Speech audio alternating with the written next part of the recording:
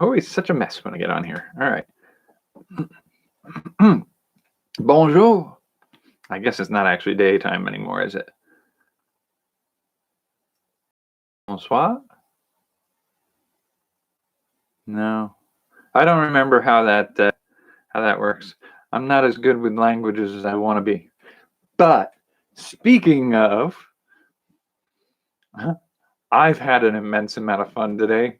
I've been doing research on conlangs as I construct my world building setup, and I do some research to see where I could find some potential roots for languages. And I found a good one today. It's definitely interesting. And it's kind of funny. You don't have to go into a lot of detail, but Toki Pona is a language which has, if I remember correctly, 126 vocabulary words. And the combination of how you put those words together is how you end up constructing words. But here's the key. That's not true. I'm interested in Toki Pona as a language in and of itself. But I got into a conversation. Well, no, I had a conversation with myself earlier. Having 125 base words for vocabulary and nothing else. The first thing I had in my mind is like, okay, looking at how they use it, you can actually do some very interesting things with that type of language. And it's a very simple kind of playful language. But my brain was like, looking at some of the systems for writing it, there were ones where instead of using the phonetic sounds, which you would only need, I think it was 9 consonants and 5 vowels to do it with a Roman alphabet, which is how it was designed originally, I believe. And then the creator came up with a sort of a hieroglyphic alphabet. And then somebody else came out with something that looks a little bit more like the Mayan glyphs on Mayan temples and stuff. And I was looking at that and go, these look like little monsters. And I'm like, wait, how many monsters were in the Pokemon first generation? My memory says it was like 112 or something like that. But it turns out there are 125 Pokemon for the first generation. And I got to thinking, like, what if you transposed it so that each of these Pokemon was one of the words in the language, and then you could take it from Toki Pona to Pokemona and have a Pokemon themed language. So I've been having a lot of fun with it. That's part of what I've been doing. The other thing that I've been doing this at, like literally the last 20 minutes, I went on Twitter to check what's going on about that. This opens back up my choose your own adventure video ideas.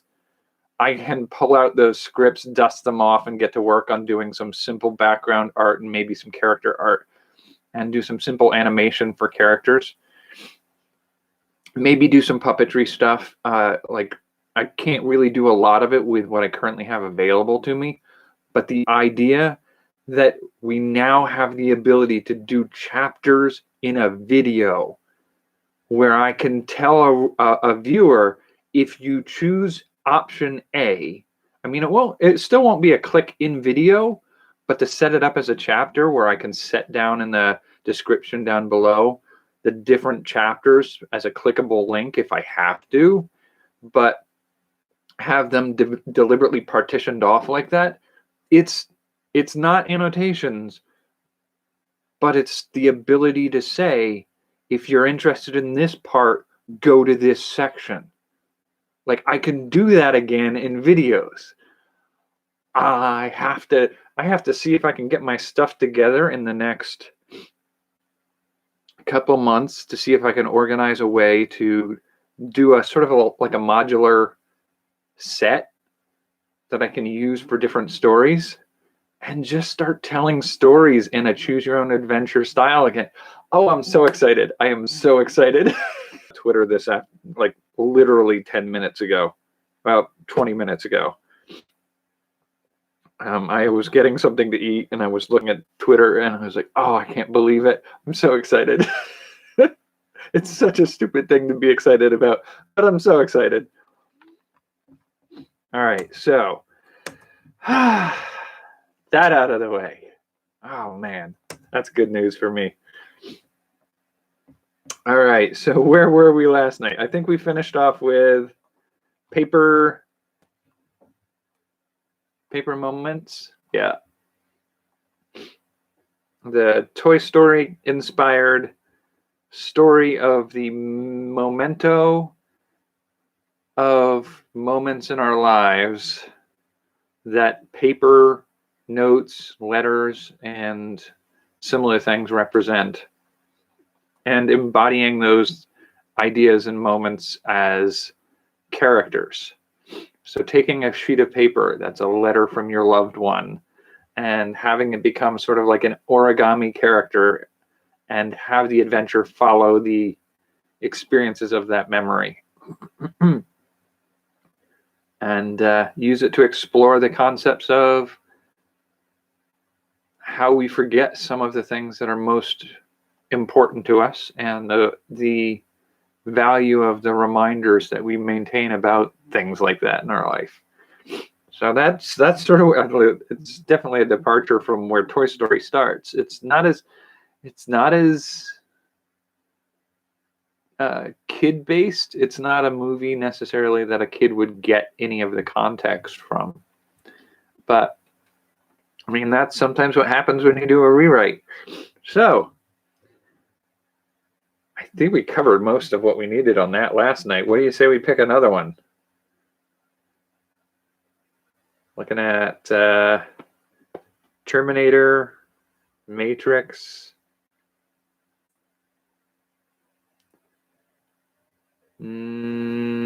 Gremlins, Roger Rabbit, Ghostbusters.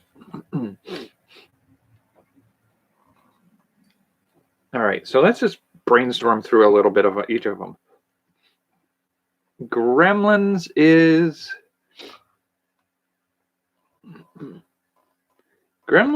little. It's you have to treat it appropriately, or the consequences of having it are destructive.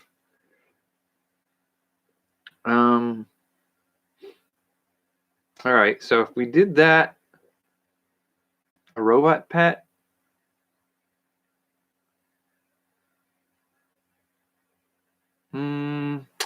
That moves a little too much into the territory of like you could either do like we did the story previously of Jurassic Park like that, where it was a virtual reality. Now, I feel like if you took the same idea and did that again, it's a little too much of a repeat there. But I think the other thing that I have to think about with that is there's a theme in some science fiction stories where you have nanites, where you build a character or creature out of nanites and it can eat everything around it and use it to spawn duplicates of itself. It's the replicators. Stargate SG-1 does it with replicators. But I mean, I guess you could do that same kind of thing. I feel like it's too cliche though at that point. Like, do you do it with a toy or do you do it with something that's not toy-like? I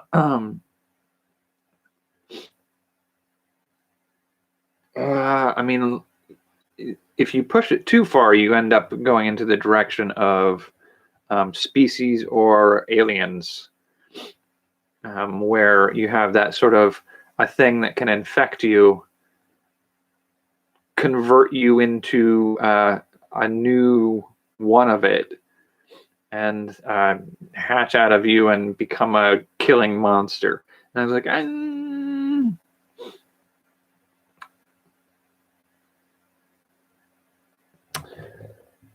Uh, I don't know. Like, there's a part of me feeling like,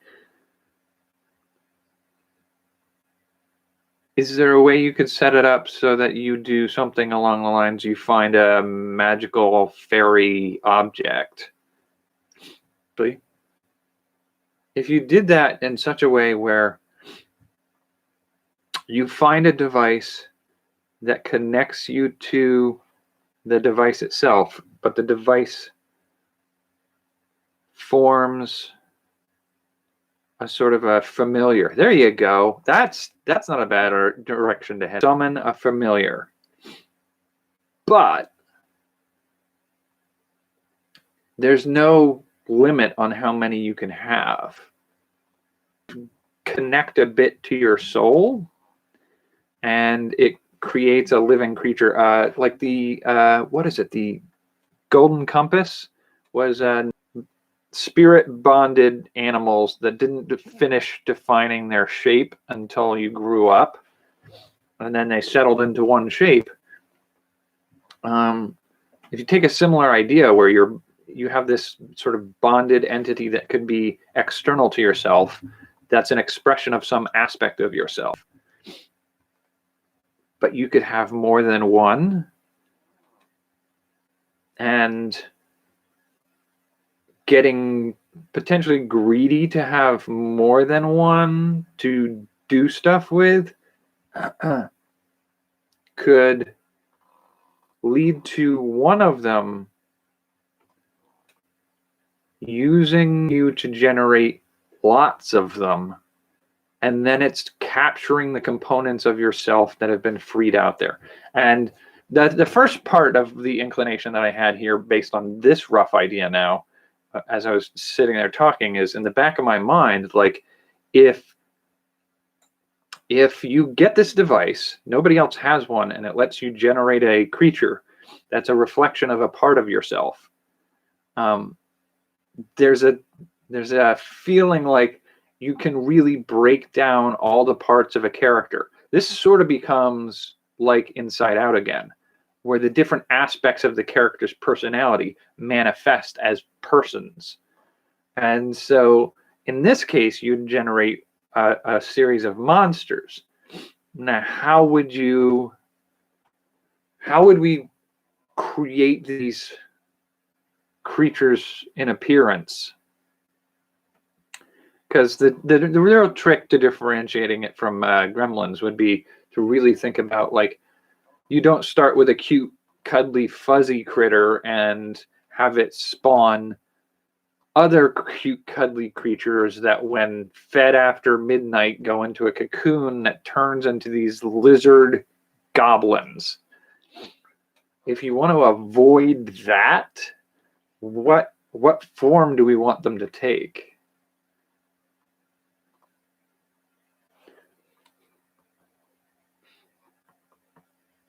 Parts of personality. I mean, we can take a look at, like, Jungian philosophy, I think, is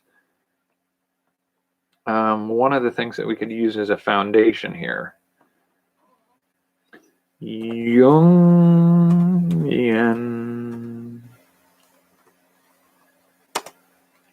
archetypes.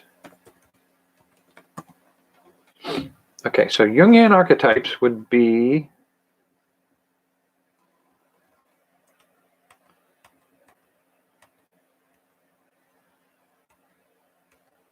oh, come on. No, I swear Google's getting worse at getting the results I need from it. So those are the ones we were looking at last night.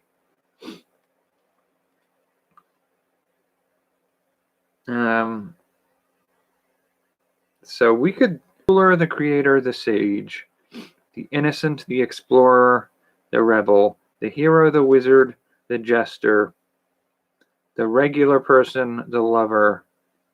The problem I see with that is lover, caregiver, innocent, and maybe hero are really sort of difficult to do in a threatening way. But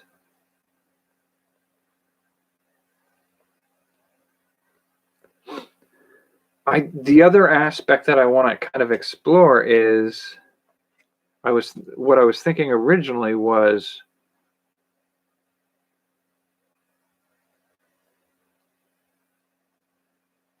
seven deadly sins. So greed, lust, gluttony, envy, pride, wrath, and sloth are the seven deadlies. And if you manifest them as other entities, this is reminding me of a story I wrote years ago during a national novel writing. No, a script frenzy. It was a script I wrote for a graphic novel where the character was split. So you had a human being who encountered an alien with a device that could split a person into constituent parts, but usually split two ways. So you had the main character was I believe the name I used for it was Yumi, Gloomy, and Loomy. And it was essentially, you had a character named Yumi who encountered this alien, and they were affected by the light of this device. And where 2 points of light cast two shadows, and those two shadows emerge as living beings, and they're aspects of that character. The main character ends up pretty much comatose, while the two aspects of him are running around, and it's about whether or not we could recombine that character to bring back Yumi. But the two parts of the character are Gloomy, who is like a brooding, dark, goth, emo kid, and Loomy was the chipper, happy, light shining character. And they sort of feel like they're each enemies of each other, and they're struggling against each other. But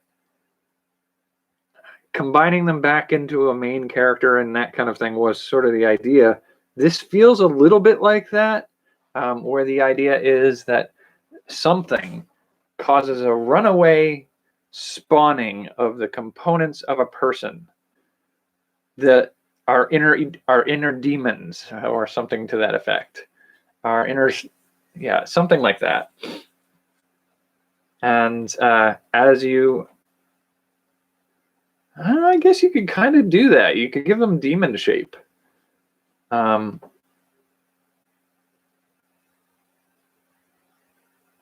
So looking at the archetypes framed a little bit differently, you have the outlaw, the magician, the hero, the lover, the jester, everyman, caregiver, ruler, creator. The hero can be the first familiar. And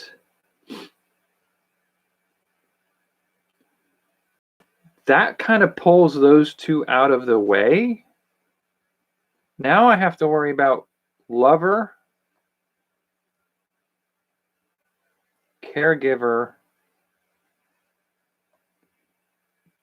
and innocent, I think, are the three that I have to figure an alternative way to make it so that they don't obstruct the rest of it.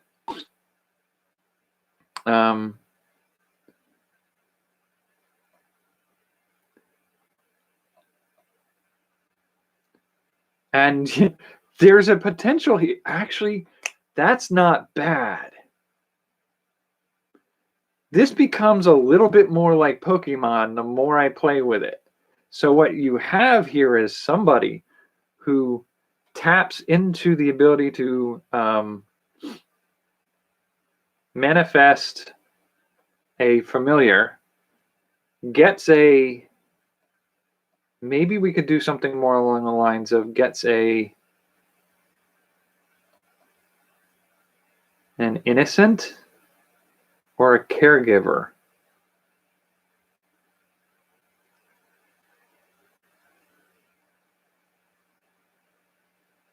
And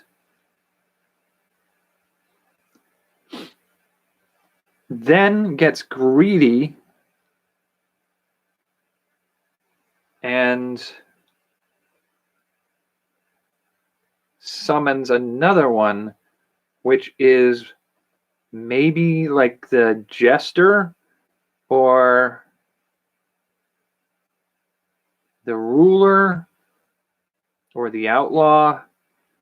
And that one feels the desire to have more like them around and sort of uses the same thing that let them draw the first familiar out to draw more. And all the ones they pull out are going to maybe be like the rest of the list here, the rest of the archetypes, and maybe even getting into the point of pulling out the 7 deadly sins. And so we're going to have the main character, Everyman, get 2. So we have 1, 2, 3. So 12 archetypes. Like, you can't kill these things. Or maybe damaging or trying to kill them hurts the creator, the person they were drawn from. Maybe like that Dorian Gray aspect. And so it has to be about capturing and reabsorbing them. And so it's confronting all the parts of yourself and confronting all the good and bad parts of yourself. I mean, if we do the 7 deadly sins, I believe there's also the 7 virtues, right? Let's take a look at that, shall we?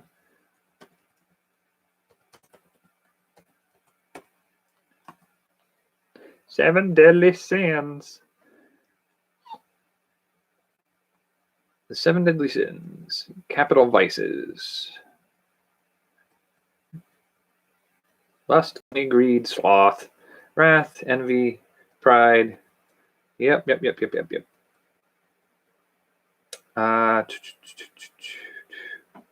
Virtues: chastity, temperance, charity, diligence, patience, gratitude, and humility. The counterparts to them.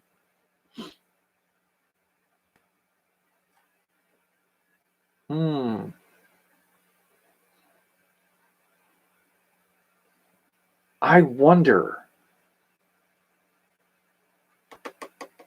There might be some structuring to do in that concept there. Archetypes. I don't know if they run parallel. If there's a feeling like you could be able to equate some of them to some of the others. Lust. The ruler could be pride.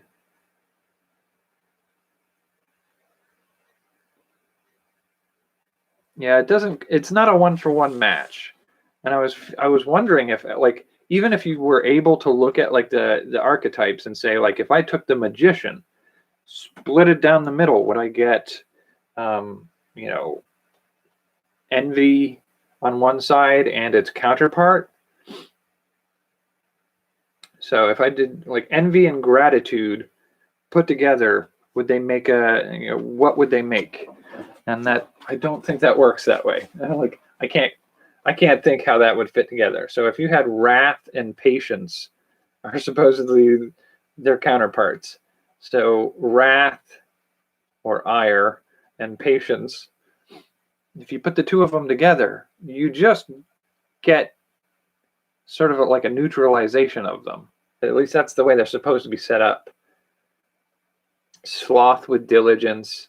greed with charity or generosity, and gluttony with temperance, lust with chastity, wrath with patience, envy with gratitude, pride with humility.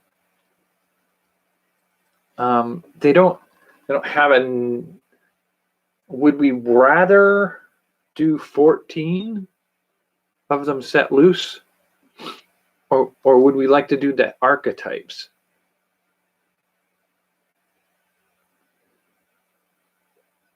I mean, honestly, we could just.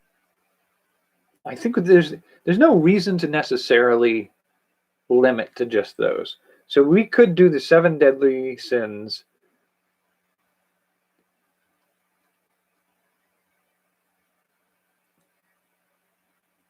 And I mean, it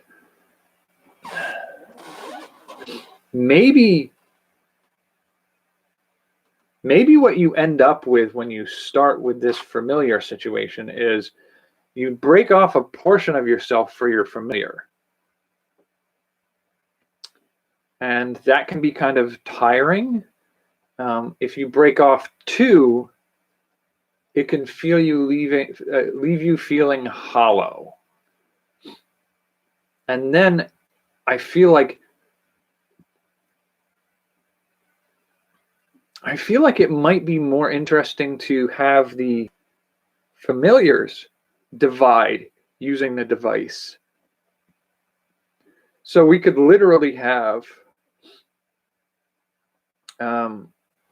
the main character, the maybe the innocent, maybe the everyman, however you want to do it, manifest a familiar,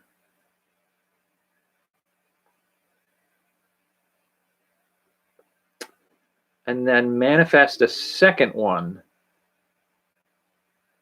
And those can be aspects of, so like you have the everyman who summons the innocent and then summons the hero, and being exhausted from that, or maybe summons the ruler. I don't know which way to go, but it's not the human character who's then drained substantially. You know, like it's not.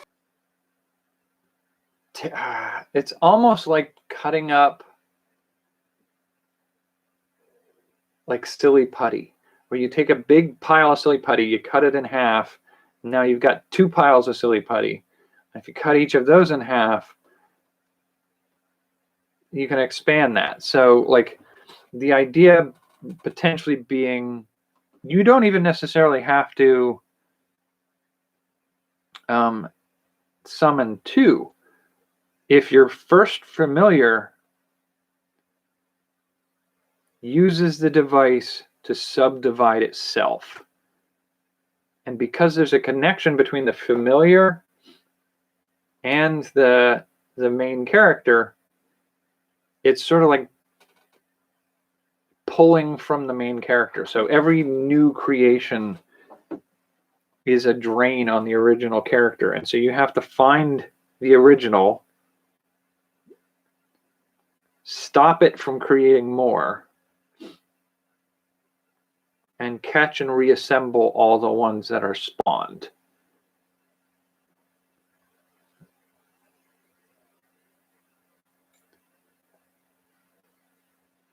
I feel like that's probably the way to go with that. So who would what would be the first one to create?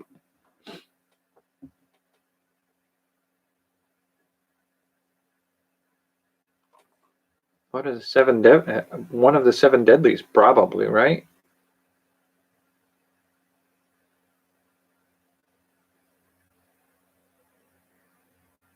Sloth, wrath, maybe envy, greed, gluttony. So maybe envy greed or gluttony.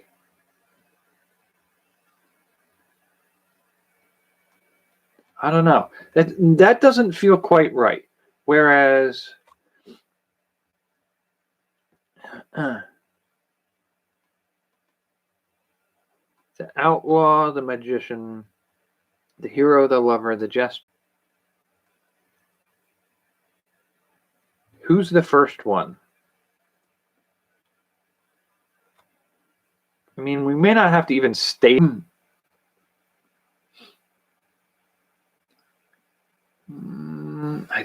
I really don't know what the right choice for that. Like who? And nope.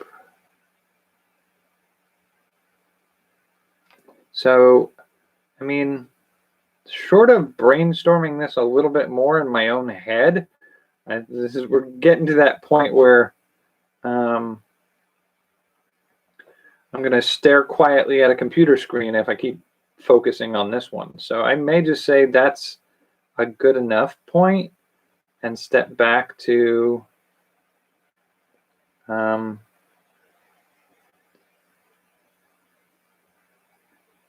Okay, so that's trying to figure. I used to have a file that was an illustrated chart of all the different types of characters you could create. I don't know if it's on this computer or what. I'm afraid to touch this one because it tends to go to sleep when I do that. It kicks us off the signal. And it was an image, not a text file. What do we got here? Oh, that's the mood wheel, emotion and feeling wheel.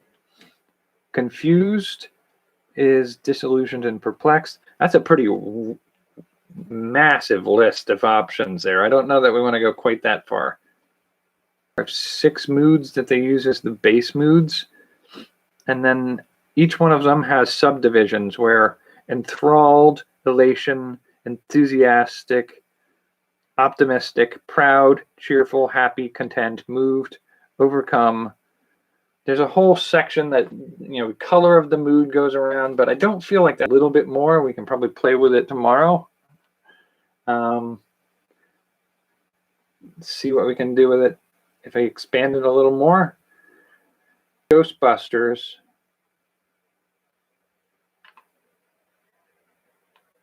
Matrix.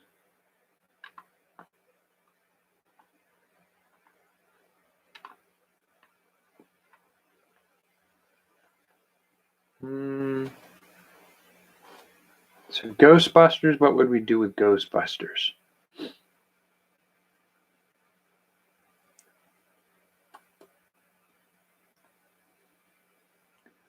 Ghostbusters is one of those things, like I feel like that's, like Terminator is a time-traveling robot from the future trying to end humanity. That's not as unique. I mean, it's an assembly that's unique in its styling, but the Cylons from Battlestar Galactica were robots bent on ending humanity. And we've had time travelers from another time Terminator lineup. Now, you could still play with the Terminator lineup to see if you could change something around. But Matrix has sort of been done, and we already kind of looked at virtual reality creatures fighting the players and escaping and trying to take over the world or whatever. So that one's not as distinctively unique to what I'm looking for.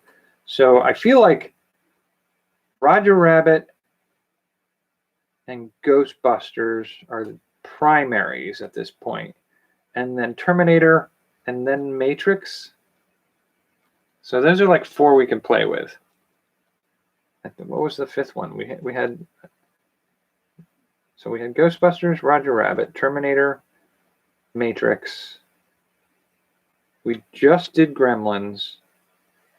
Am I missing one? I thought I had 6. So Matrix, Terminator, Roger Rabbit, Ghostbusters, Gremlins. I don't know. I forgot what I've already forgotten. Okay, and I feel like trying to just crack how to play with Ghostbusters. Like the whole kind of start of Ghostbusters. Okay, that's not bad. That's not a bad place to start with. So in the beginning of Ghostbusters, you have, what is it, Venkman, Egon, and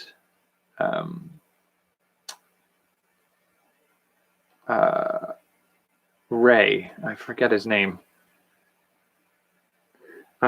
Anyway, so you have those three. Two of them are very much into the supernatural exploration aspect of this. The third one's just in it for the mysteriousness that it lends his character that's charming to the women he wants to pick up. And they're exploring the supernatural phenomenon through funded testing.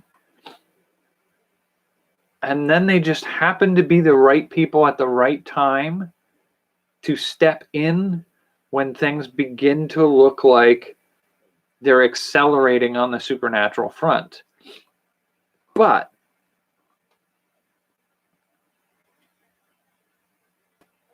the characters themselves are not supernatural. I feel like this is where I'm going with this. There are other types of supernatural things to explore. And like the first one that comes to my mind is psychic powers. Series, you jerk.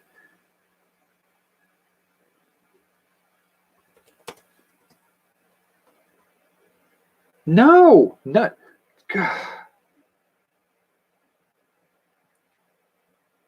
Okay, so let's do this. The concept of a supernatural is the concept of a realm or domain that transcends or lies beyond our somehow above natural space-time universe. Okay, so examples include angels, gods, and deities, spirits, magic, telekinesis, precognition, extrasensory perception. There's the occult stuff.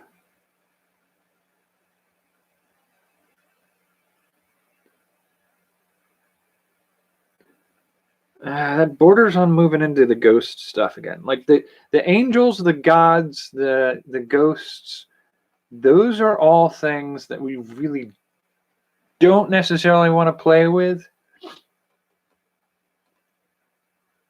because that's what Ghostbusters was.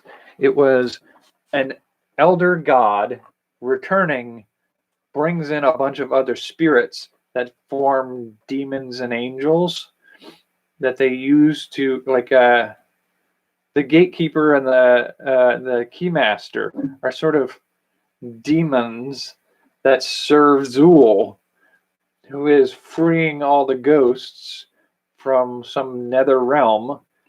And I don't want that to be a thing. That should not be where we go with this. But magic and psychic powers, maybe to a certain extent superhero powers, supernatural powers.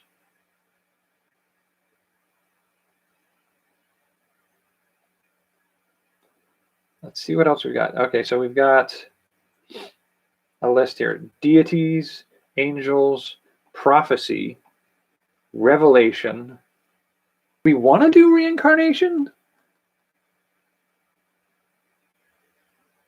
I don't know that that's the way to go. That's a little too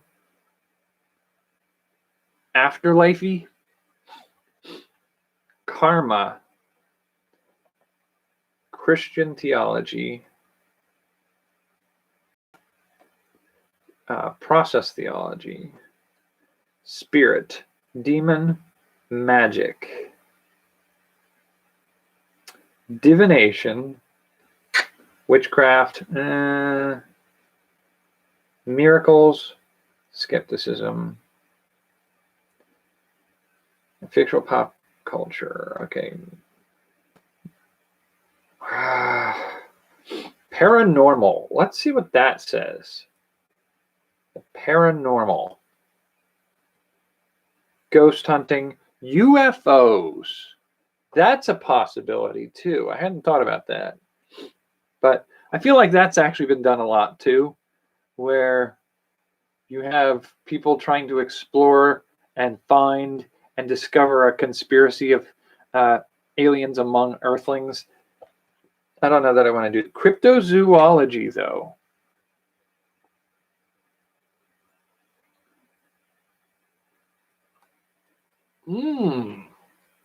Maybe we can get away from the psychic powers. I don't know. Cryptozoology. That could be interesting. Doing research about trying to track down a Loch Ness monster or a Bigfoot, and everybody sees you as a crank, a quack, and then they don't take it so much as a joke when El Chupacabra starts appearing in people's backyards. It's not just one of them. It's like they're swarming the world now. And nobody quite knows why. Why are they all suddenly appearing again? That's not bad. I kind of like that. It's sort of like a monster hunter suddenly confronted by the world being infiltrated by lots of monsters. Where are they coming from? Why are they all suddenly swarming the world? And what can you do about it? That's not bad. I was going to go in the direction of psychic powers are developing in people in the general population, and not everybody understands that that's what's going on to them. That's starting to be a little bit more like the mutants and X-Men, where somebody develops an ability and they don't have any control over it, and it's just sort of happening to them. And some people might go mad. And so it's uncovering this less. I feel like that's a little less interesting, because with a psychic power outbreak,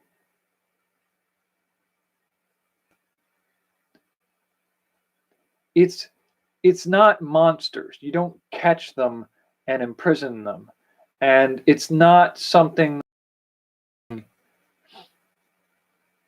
a big bad that you fight at the end like the Stay Puft Marshmallow Man or anything like that. Like, it doesn't necessarily imply a sort of like pollution event that you have to clean up.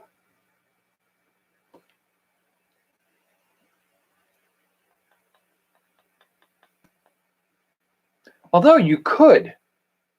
I could go two ways with this story tonight. You could do, it's as sucky as it sounds to bring this back up, but what if the thing that triggers abilities in certain people, that's like Wild Cards was a book that I was very fond of. It was an anthology series of superhero type stories written by many authors and edited by George R.R. Martin. And it's basically aliens came to Earth and released a virus that changed humans. Most people died that were exposed to this contagion. Of the ones who did die, there was a large number of them who became what were called jokers. So they became mutants and monsters. And then of the ones who didn't die and didn't become Jokers, they usually developed abilities of some kind. So those abilities, at first, most were noticed as aces, the ones with obvious abilities, capabilities of some unique kind. Some of them were what would be called deuces. They drew the deuce, the 2 card. They're not an ace, but they're not a Joker, and they didn't draw the Black Queen, which was death. So the deuces were essentially, you could lift a pencil with your mind. It doesn't do you a lot of good. It's not a shapeshifter or somebody who could fly. You have the ability to move a pencil. And I feel like we could play in that kind of space where something, not necessarily a plague, but something is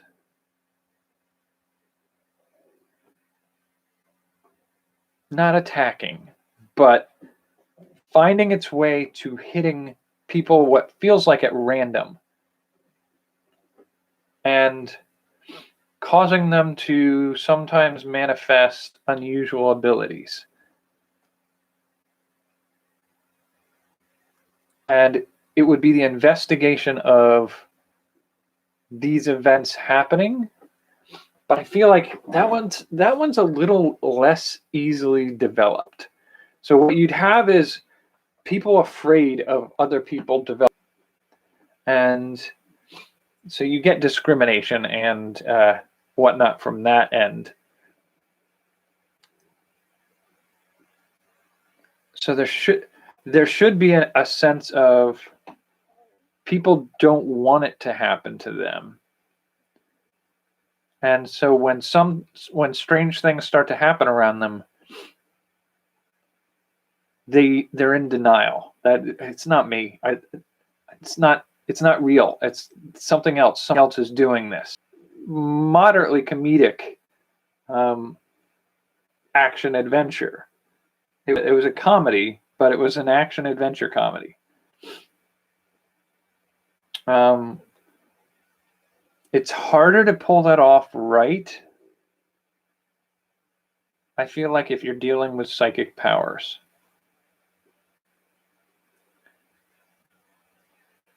Because here's the thing,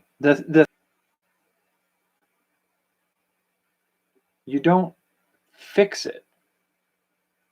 It's like puberty. You don't undo that. Once it's happened to somebody, they're an adult. And so it sort of becomes a question of, like, at that point, if they're a danger to society, what are you doing to isolate them? Do you like leper colonies? Like, how are we going to handle that? And that's a little bit more, and maybe I can explore that a little tomorrow in a secondary story idea. But I think in the long run, I think that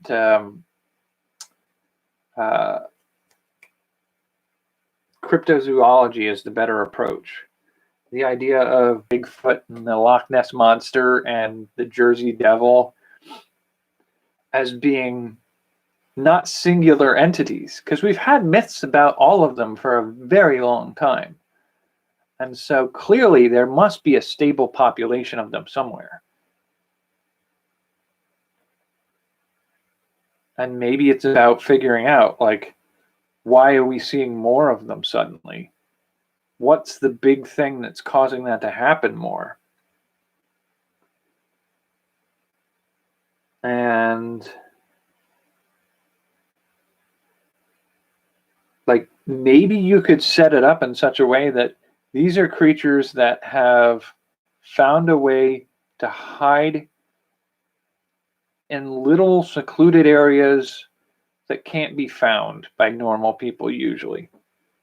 So they live in these places, but maybe all being flushed out of those spaces now because something much more sinister has arisen. So, like, is that dragons? Is it a Cthulhu kind of monster?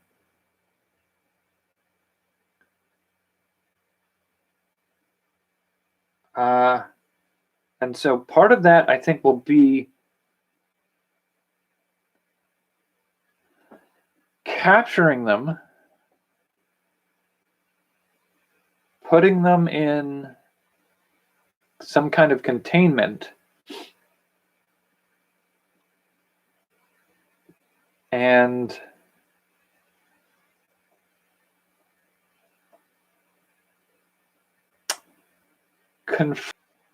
and ending it. But maybe not fully. Just, why is my connection constantly doing this? I don't know if you can still see me or not, but it's telling me my connection is unstable. Please wait while we try reconnecting. And it's not reconnecting. So I don't know if you caught any of that. I don't know if it dropped the signal or anything. Oh, come on. Stop doing it. So I'm not really sure at this point what the big bad would be, but I think I want to set it up in such a way that when the monster hunters can confront the big bad that's driving the sudden flare and problems, resolving that, fighting the big bad in episode 1 or series 1 doesn't resolve that the cryptids still exist. There's still Bigfoot. There's still all these other creatures out there. I think I'd have to kind of review like how it is that people think these things are still out there in a world where we've explored pretty much all the nooks and crannies, unless you somehow have it in your mind that they're doorways to other worlds. I don't know how that's supposed to work, but I feel like the cryptids, the cryptozoology, suddenly being the ones who can solve the problem. This does remind me a little bit of Tremors. Tremors was a suddenly awakening of sort of like worm-like creatures that lived underground. It was a movie, then it was a series of movies, and then it was a TV series for a little while too. But that's sort of an okay model for the cryptids. But their model was you didn't notice them because they lived underground, and nobody had had issues with them in a long time because their eggs hadn't hatched for millennia underground. It's harder to pull that off with things like Bigfoot.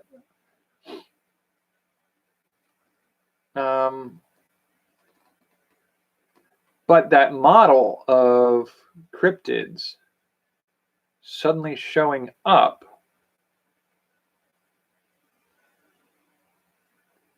there's got to be a way to make that happen, though. That's the trick. I feel like what we're dealing with at this point is you can have it's like a transportation issue. That's the big thing for me. You have your characters, maybe they're in a town, maybe they're in a small city in the Midwest, and so you're going to hunt down the clues of what's going on out there. And then, in the nearby lake, suddenly reports of Nessie. Like, why would that be there suddenly?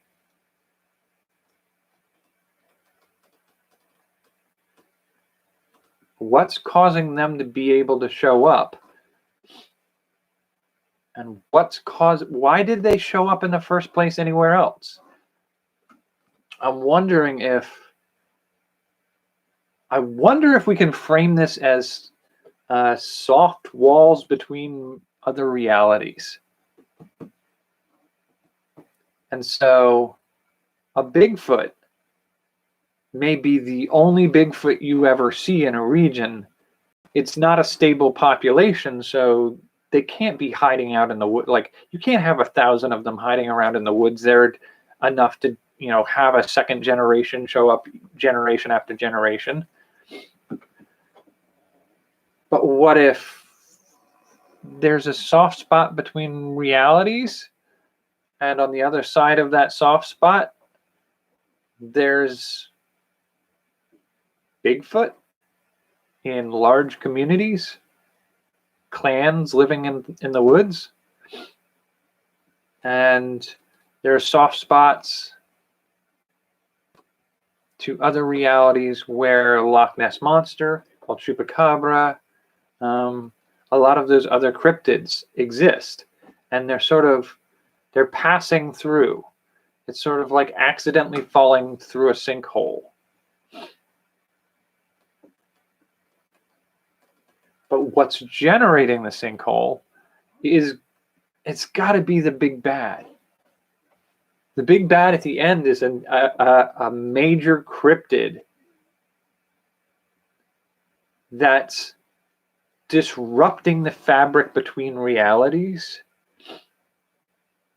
And when you defeat them, you solve the... I don't know, I have to really think about that. It's almost like a much more subtle Stargate, where on the side, you don't have a big booming portal. You have the ability to pop open a sort of turn the area around you into something that is in both places at once. And depending on how you walk through that space, you may end up in a world you didn't start in.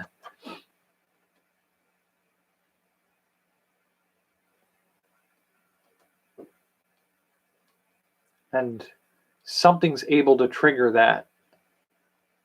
And once that's figured out how to be triggered, it may just, like, maybe you can't close those portals. Maybe the goal is just to stop the thing opening more portals. Then after that, it's going to have to be like finding all the portals and deciding whether or not you're going to explore through them or try to close them off. Maybe a different faction of people will want a different solution depending on who they are. All right, that's worth playing with. I will play a little bit more with Gremlins and Ghostbusters for tomorrow, where I've passed an hour. My butt hurts from this hard seat, and my computer keeps telling me it's going to freeze up on me every time it says it lost the signal. So I think that's a good enough place to leave it for tonight. I appreciate you sticking around. And I really need to find a better chair to sit on. This hurts.